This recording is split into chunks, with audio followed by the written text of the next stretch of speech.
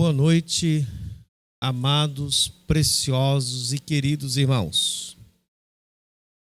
Abra sua Bíblia, a palavra de Deus, no livro de Marcos, Evangelho do Nosso Senhor Jesus, segundo Marcos, capítulo 11. Vamos ler do versículo 12 a 14. No dia seguinte, Marcos, capítulo 11, versículo 12. Então vamos lá. No dia seguinte, quando saíram de Betânia, teve fome. E vendo de longe uma figueira com folhas, foi ver se nela, porventura, acharia alguma coisa. Aproximando-se dela, nada achou, senão folhas, porque não era tempo de figos. Então, disse Jesus: nunca jamais coma alguém fruto de ti. E seus discípulos ouviram isto. E foram para Jerusalém, e entrando ele no templo, passou a expulsar os que ali vendiam e compravam, derribou as mesas de cambista e as cadeiras do que vendiam pombas. Não permitia que alguém conduzisse qualquer utensílio pelo templo. Também os ensinava e dizia: não está escrito: a minha casa será chamada casa de oração para todas as nações? Vós, porém, a tendes transformado em covil de salteadores. E os principais sacerdotes e escribas, ouvindo essas coisas, procuravam um modo de lhe tirar a vida, pois o temiam, porque toda a multidão se maravilhava de sua doutrina. Em vindo a tarde, saíram da cidade. E passando eles pela manhã, viram que a figueira secara desde a raiz. Então Pedro, lembrando-se, falou: mestre, eis que a figueira que amaldiçoaste secou. Ao que Jesus lhe disse: tende fé em Deus, porque em verdade vos afirmo que, se alguém disser a este monte: ergue-te e lança-te ao mar, e não duvidar no seu coração, mas crê que se fará o que diz, assim será com ele. Por isso vos digo que tudo quanto em oração pedides, credes que recebestes, e será assim convosco. E quando estiverdes orando, se tendes alguma coisa contra alguém, perdoai, para que vosso Pai Celestial vos perdoe as vossas ofensas. Mas se não perdoardes, também vosso Pai Celestial não vos perdoará as vossas ofensas. Eu li um pouco mais do que falei, e lemos até o versículo 26. Muito bem, eu falei que nós também vamos orar aqui para que o Senhor, pela sua misericórdia e graça, fale ao nosso coração. E vamos orar pela Adriane, que vai passar pela cirurgia amanhã. Ela não está aqui no momento, eu acho que ela precisa sair. E pela família Possetti. Senhor, dê uma boa viagem à família Possetti, família que nós amamos, tão querida, tem sido uma bênção servindo ao Senhor aqui conosco. Que seja um momento muito especial e a bênção do Senhor seja derramado na vida deles, tanto que vão viajar quanto aos que vão ficar. Também dê graça e habilidade à mão da médica, que amanhã estará sendo direcionada pelos seus conhecimentos, mas conduzida pelas suas mãos. Que seja um procedimento tranquilo e que tua serva Adriane tenha saúde. Rogamos aos nossos irmãos a sua bênção e saúde ao teu povo, e que o Senhor fale ao nosso coração em Cristo Jesus. Amém. Não sei se vos parece estranho, é o único milagre negativo. É mais ou menos assim: Jesus matou uma árvore. Estranho. Mandou secar uma figueira. Por quê? Ficou ele chateado porque a figueira não tinha figos. Seria isto? Estaria Jesus com tanta vontade de experimentar um figo? Observe que tudo que tem nas Escrituras é pedagógico. O que é que o Senhor Jesus está a nos ensinar? O que ele ensinou aos seus discípulos? Marcos, diferente de Mateus, que Mateus nos coloca logo a maldição após Jesus no templo, Marcos faz a colocação da maldição, a ida ao templo e depois a certificação da maldição da figueira. O que significava figueira para aquela época, para aquele povo na Palestina? Algumas árvores eram tidas como símbolo nacional do povo de Israel. Uma delas, a figueira, assim como a videira. A figueira é símbolo da nação. A Bíblia diz que o Senhor Jesus, ele estando em Betfagé, esse local, que é o monte de grande plantação de figos na época, indo para Betânia, que ficava próximo de Jerusalém, e retornando, ele tinha entrado na cidade, que foi aquela entrada triunfal. Então, segundo nos relata Marcos, que os estudiosos dizem que, na verdade, o relato é do apóstolo Pedro, mas que Marcos é que escrevera, foroanuense, e ele passa rapidamente de um texto para outro, acho que você já percebeu, diferente aí de João ou de Mateus, que faz um relato mais profundo. O que nós temos é que Jesus amaldiçoou, foi ao tempo, voltou, a figueira estava seca. O que estava seco não era a figueira é apenas um símbolo do que estava acontecendo em Israel. O templo construído por Herodes foi magnífico. Décadas de construção, de pedras enormes, bem juntadas, de mármore puro, cobertura revestida de ouro. Ao lado, uma torre de Antônia para agradar os romanos. O local sagrado, onde havia o santo do santo, um véu, para que as pessoas tivessem temor, porque ali estava a arca do Senhor. Mas a arca já não estava há muitos anos, desde a Babilônia, mas ainda tinha cortina, da qual, no dia que o Senhor Jesus ressuscitou, rasgou de alto a baixo, e foi um grande mico, porque todo mundo ficou sabendo que a arca não existia. Como que era a adoração, como deveria ser a adoração e como estava sendo a adoração. A adoração, nós já falamos aqui algumas vezes sobre a adoração, ela é ao Senhor Deus. Só Deus pode ser adorado. Você pode e deve amar a sua família. Homens, ame a sua mulher. Senhoras, ame o seu marido, mas adorar só a Deus. Você pode gostar de um time de futebol, não tem problema, ninguém é perfeito, mas só adore o Senhor Deus. A adoração é só Deus. O perigo, a idolatria, que nós às vezes achamos que a idolatria é uma imagem que coloca no parede, não é. A idolatria é quando nós colocamos no coração qualquer outra coisa que venha ocupar o lugar do Senhor Deus. E nós somos idólatras por natureza. Tem gente que adora ele mesmo. O narcisista, por exemplo. Ama o que ele faz, acha que ele é mais bonito que os outros, mais inteligente que todo mundo. Sempre é assim, é do ser humano. A autoidolatria. Tudo que nos leva a distanciar do Senhor Deus é idolatria. Eles tinham construído um templo enorme. Se você um dia tiver um tempo, dê uma olhada na maquete do templo de Herodes. Era maior do que um shopping. Enorme, bem feito, alta qualidade, fantástico. O culto deveria ser a Deus. Como que deveria ser? Como que o Senhor ensinou?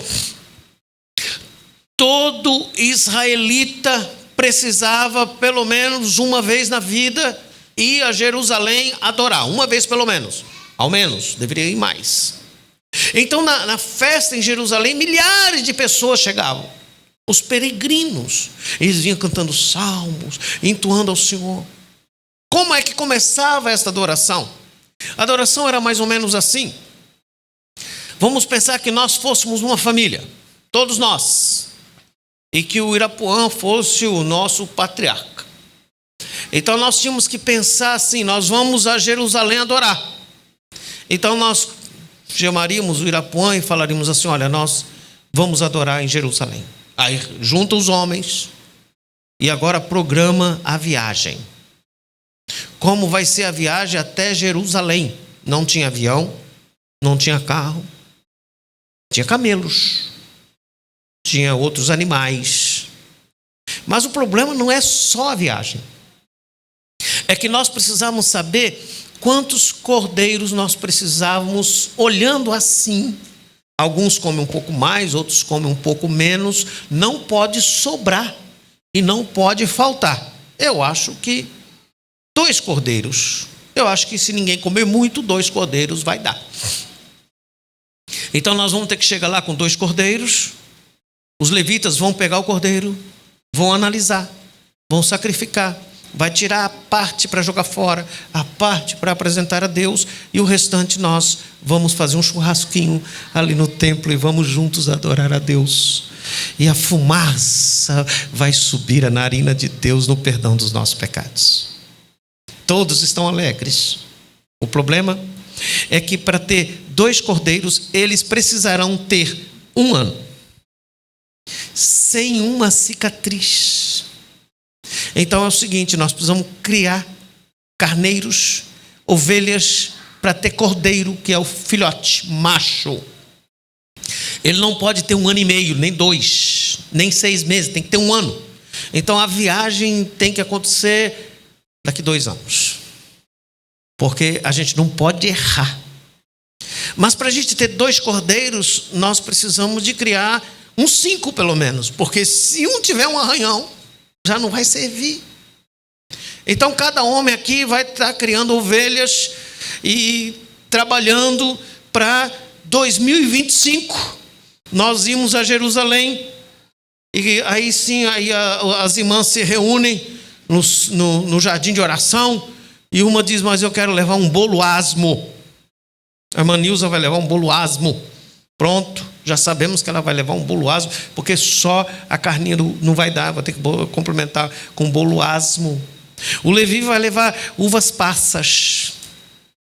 A nossa irmã, esposa do patriarca, ela quer levar um pombinho também. Então também tem um pombinho. Então nós já estamos preparando. 2 anos criando gado. Onde é que você cria um cordeiro para não ter um arranhão? Dentro de casa. Já não é mais um cordeiro, é um bichinho de estimação. Os meninos aprendem a brincar. E aí você vai preparando e todo mundo se reúne toda semana. 2025 nós vamos cultuar a Deus. 2025 vai ser uma bênção. A viagem nós vamos de camelo. Vamos levar tamarindos para comer. E se fosse aqui no Amazonas, tapioca, é claro, tucumã e outras coisas a mais. Tudo preparado, não pode errar a data, não pode errar o número de cordeiros. Quando chegar próximo da Páscoa de 2025, você diz para as crianças que têm os bichinhos de estimação, que é o cordeiro, que você vai matar eles. Vai ser uma alegria dentro de casa. É menino chorando. É a filhinha dizendo: não, mata não, pelo amor de Deus. Mas o patriarca decidiu. E agora chegamos lá com 5 ou 6 cordeiros. Aí ele diz: não, esse aqui tem mais de 1 ano, não serve. Esse aqui não tem 1 ano, não serve. Esse aqui tem um risquinho, não serve. Então nós temos 2. Acertamos 2 anos de trabalho para a gente adorar. Vamos agora ao templo. Camelo, carroça, gente andando a pé, frio à noite, calorzão durante o dia. Você chega na festa em Jerusalém, descabelado, suado, poeira, e o cordeirinho todo mundo cuidando, não pode cair. Se cair, perde a viagem. Chega a família toda lá. O patriarca chega, leva o cordeirinho. O cordeirinho passou 1 mês viajando, já até emagreceu. O sacerdote vai avaliar. Ele tem que aprovar o cordeiro. Todo mundo torcendo para dar certo. Foi aprovado. Uma alegria, todo mundo se alegra e dança e canta salmos. E vai, é amanhã. Todo mundo cuida do cordeiro. Não deixa o cordeiro sair do colo. Adoração a Deus. Então, mas agora tem um templo novo. O Herodes nem era judeu, mas ele quis agradar o judeu, fez uma construção. Bobagens. E muito trabalho esse negócio aí. 2 anos, está doido. Vamos fazer o seguinte. O seu Ibrahim, turco, ele tem uma ideia brilhante. Eu vou criar cordeiro da melhor qualidade. Então, você chega lá com o seu cordeirinho, ele olha para você e diz: você trouxe esse magricela aí, olha aqui o que eu tenho. Tudo de 1 ano perfeito. Bobagem. Não precisava tudo isso, não. A Manilza chega com o boloasmo, coitado do boloasmo, estava já enfraquecido depois da viagem. Olha, tem uma padaria do seu Abraão ali. Bolo na hora, quentinho. Não era mais culto. Eles adaptaram um culto para facilitar a vida, para que tivesse algo aparente, sem trabalho, sem oração, sem família envolvida, sem nada. Era mais fácil. É um culto facilitado. Um culto que foi adaptado para que as pessoas não tivessem tanto trabalho. A metáfora é: o Senhor Jesus chega na figueira, ele sabia que não tinha fruto. Não era época de colheita. Mas é verdade que figueira sempre tem uma frutinha aqui ou ali. Temporã. Sempre tem. Depende do período da poda. Mas só tinha galhos e folhas. E o Senhor amaldiçoou. Sabe o que aconteceu? Não foi só a figueira que morreu. Israel foi disperso no ano 70. Porque não entenderam a adoração ao Senhor Deus. Procuraram de toda forma fazer algo tão moderno e tão espetacular que pudesse encher o coração de todas as pessoas e agradar o cliente, mas que não agradava o Senhor Deus. Tudo aquilo que parecia ser tão maravilhoso passou a ser customizado. Você já percebeu que as pessoas procuram um Cristo customizado? Eu quero um Jesus mais parecido com o que eu gosto, mais moderno, que não tenha tanta necessidade de estudar a Bíblia, ou que a gente pode fazer um negócio mais que agrade as pessoas. O monte era o monte de figueira, mas as figueiras estavam todas secas. O que o Senhor Jesus ensina é que o tempo de Israel com adoração havia acabado, porque só tinha folhas e galhos, não produzia o fruto que era desejado por ele. O fruto desejado não era o figo, era a verdadeira adoração. E ele vai ensinar o que é verdadeira adoração, que é baseado na fé. Quando ele diz que se alguém crendo, tendo uma espiritualidade verdadeira e não debaixo de maldição, ela vive pela fé. O Omar disse: nós começamos por fé e continuamos com gratidão, mas gratidão é fé da lembrança do coração, porque é fé todo o tempo enquanto nós caminhamos nessa terra, pisando nesse chão, é por fé. É que culto não é para customizar, para agradar alguém. Culto é para adorar a Deus. A palavra culto quer dizer servir, serviço. Cultuar a Deus é a coisa mais séria do mundo, meus irmãos. Porque a vida passa rápido, mas nós vamos adorá-lo para sempre. Este corpo um dia chega ao fim, mas nós o adoraremos a vida toda. Então Jesus não está falando de figueira, ele está falando de Israel, e ele diz: olha, se alguém tiver fé, em outro verso diz, como um grão de mostarda, não é o tamanho do grão, é a qualidade da mostarda que não se mistura com outra espécie. Se nós tivermos fé, e ele faz o seguinte: você pode dizer a este monte, lança-te ao mar, o que nós chamamos de hipérbole. Jesus faz o exagero, ele utiliza dessa linguagem para comunicar que o real poder da fé é o que Deus pode fazer através dela. Não é o poder de alguém de mover o monte, mas é o poder de Deus de mudar a história de Israel.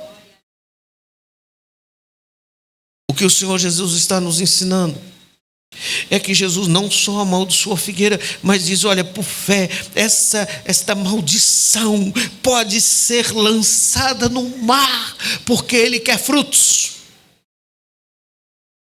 E o fruto tem que ser fruto de fé e de justiça, de uma fé operosa, verdadeira, de uma adoração frutífera de espírito e em verdade. Não era de dar aquele salto daquela montanha de mais ou menos 1.200 quilômetros acima do mar, jogando para o mar, mas era de começar uma história de um povo que o adore em espírito e em verdade. Ou seja, como disse Calvino, ele diz: visto que a fé abraça Cristo como Ele nos é oferecido pelo Pai, e aquele de fato seja oferecido não apenas como justiça, mas remissão do pecado e paz, mas também para santificação, é a fonte da água viva, sem dúvida, jamais poderá alguém conhecer devidamente que não aprenda mesmo com o tempo de santificação e no Espírito, na fé que consiste no conhecimento de Cristo. Cultuar a Deus é por fé. Crente vive por fé. Se não for por fé, não agrada a Deus. Nós andamos por fé. Todas as coisas são importantes na vida, mas eu quero lhe perguntar: como que está você como uma figueira da adoração? Se você tiver apenas com folhas e galhos, não serve. Qual é o fruto da sua adoração a Deus? Se o fruto da sua adoração a Deus não for baseado em fé, em buscar a Deus, pode fazer qualquer empreendimento, pode fazer qualquer show, pode encher o seu status de imagem, pode fazer um vídeo para o Instagram, pode impressionar o mundo, mas não impressiona os olhos de Deus. Essa deve ser a nossa pergunta: se estamos agradando a Deus. Porque o Senhor Jesus procura fruto, e o fruto é do Espírito. Você quer saber o que é fruto? Abra sua Bíblia em Gálatas. Veja se você produz esse fruto. Veja se o Senhor Jesus acha este fruto em você. Está escrito em Gálatas capítulo 5. Ele diz o seguinte: para andar no Espírito e não das obras da carne. Versículo 22. Mas o fruto do Espírito é amor, alegria, paz, longanimidade, benignidade, bondade, fidelidade, mansidão, domínio próprio. Se é isto que está sendo produzido em você, é porque o Espírito Santo faz produzir, nem é você. Mas se o que você acha que é produção espiritual, o que você entende como uma espiritualidade desenvolvida, está baseado nas obras da carne e não no fruto do Espírito, E elas são conhecidas: prostituição, impureza, lascívia, idolatria, feitiçaria, inimizades, porfias, ciúmes, iras, discórdias, dissensões, facções, invejas, bebedice, glutonaria e coisas semelhantes a esta. Você pode estar na igreja há 1 ano, há 2 anos, há 10 anos, há 50 anos, você só tem folha. É um perigo para todos nós. O que nós temos para apresentar ao Senhor? Qual é o testemunho da vida? O que você é quando ninguém vê? Quando ninguém vê, você está só, e o que você faz mostra quem você é. Nós precisamos de uma espiritualidade, de um cristianismo mais latente, verdadeiro, apegado às Escrituras e não ao conforto, ainda que gostamos de conforto, e não é pecado ter conforto. Mas adorar a Deus deve ser até a última potencialidade da nossa força, até a última gota da nossa juventude, para os jovens, né? Tudo em nós bendiga o santo nome do Senhor. Meus irmãos, há dias, como diz Omar, há poucos dias, que estamos falando quase sempre a mesma coisa, e quando eu oro e busco a Deus, me vem de novo quase a mesma coisa. Os textos são diferentes, mas o que o Senhor Deus tem falado conosco é para que nós possamos viver uma vida de santidade, de humildade, de simplicidade, de busca da verdade, em amor, em perdão, em graça, no fruto do Espírito. Não vale a pena o show, não vale a pena a aparência. Não busque aplausos. Nós estamos vivendo os últimos dias. Olha o que está acontecendo no mundo. Eu não sei quando o Senhor vai voltar. Maranata, tomara que Ele volte logo. Então o nosso coração, nós precisamos olhar e ver o que está acontecendo. As barbáries, os absurdos. Nossa irmã Wanda disse que aconteceu algo tão terrível essa semana que a impressionou. Na questão do tráfico, um homem foi enterrado vivo de ponta cabeça aqui em Manaus. Olha o mundo que está acontecendo, os valores sendo mudados, o que é verdade passa a ser errado, o que é errado passa a ser verdade, e as pessoas se apegando ao conhecimento da intelectualidade, porque aprendeu e tirou um outro certificado, e distanciando da verdade, do amor de Deus, em simplicidade.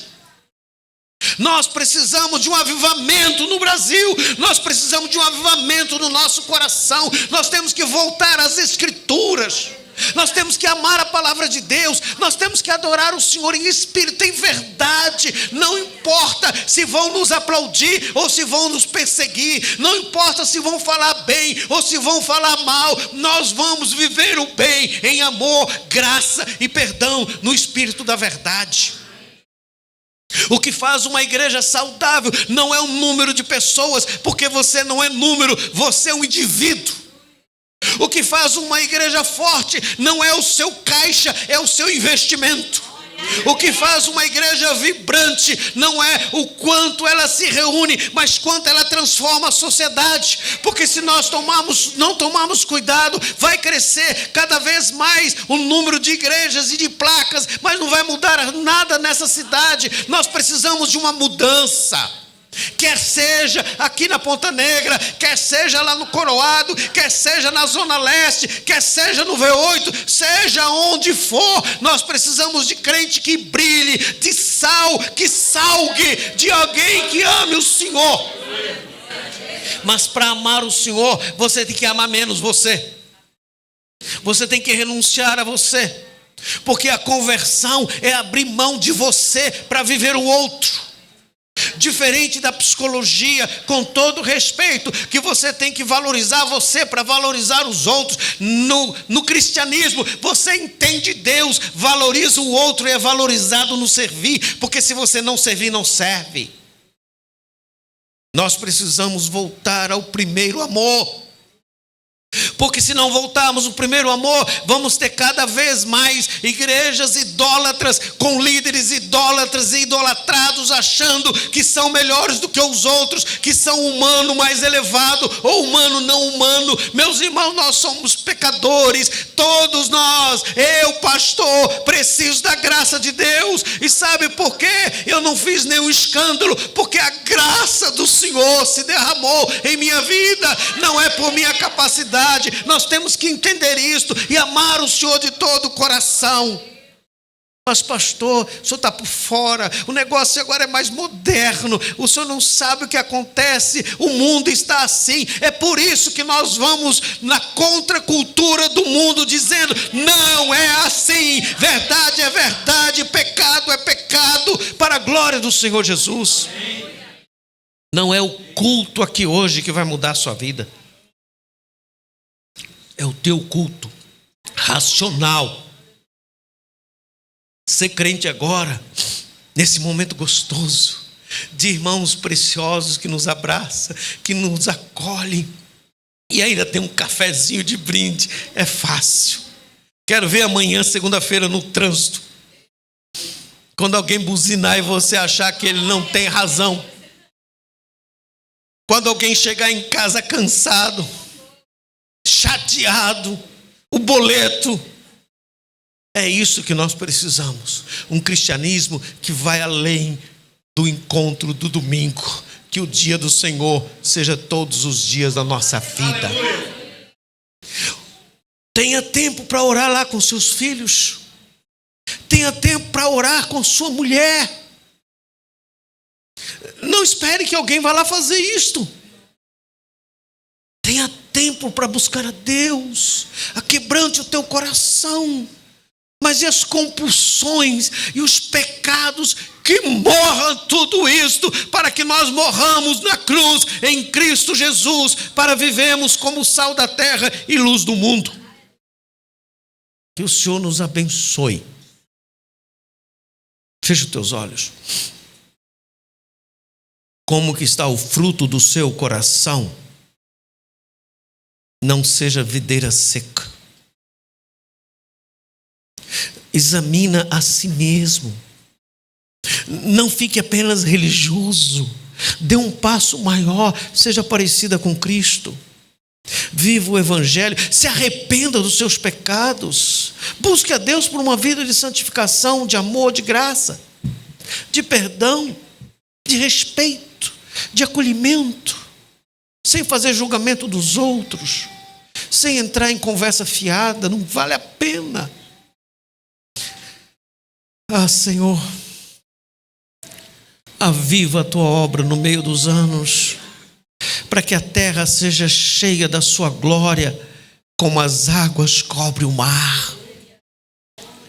Ó Senhor, aviva a tua obra no meu coração, para que eu possa viver o que prego e pregar o que vivo, para que eu seja, Senhor, um homem temente a Ti. Ó Senhor, abençoe essas irmãs, que elas sejam sábias, virtuosas e santas. Abençoe esses jovens, Senhor, esses jovens que lutam contra a correnteza do pecado. Guarda, perdoa, santifica, renova, fortalece. Abençoe a nossa casa, a nossa família. Abençoe a tua igreja, abençoe o teu povo. Estende as tuas mãos e nos abençoe de novo, porque nós não temos tempo para perder com comparações. Nós queremos viver, Senhor, além das emoções. Nós queremos viver uma vida de oração, de quebrantamento, de um avivamento que seja constante, que promove relacionamento e intimidade com Deus. Nos fortaleça, Pai, em nome de Jesus. Amém. Meus irmãos, que seja uma semana abençoada. Se alguém quiser conversar comigo, estou sempre à disposição. Podemos orar juntos. Mas aproveite essa semana para convidar alguém, falar de Jesus para outra pessoa. Tem muitas pessoas que precisam de Jesus. Que o Senhor nos abençoe a cada passo. Que seja uma semana dirigida pelo Senhor. Que Ele nos dê boa direção. e que a graça de nosso Senhor Jesus, o amor de Deus nosso Pai e a comunhão do Espírito Santo seja sobre toda a igreja de Deus espalhada na face da terra, desde agora e para sempre.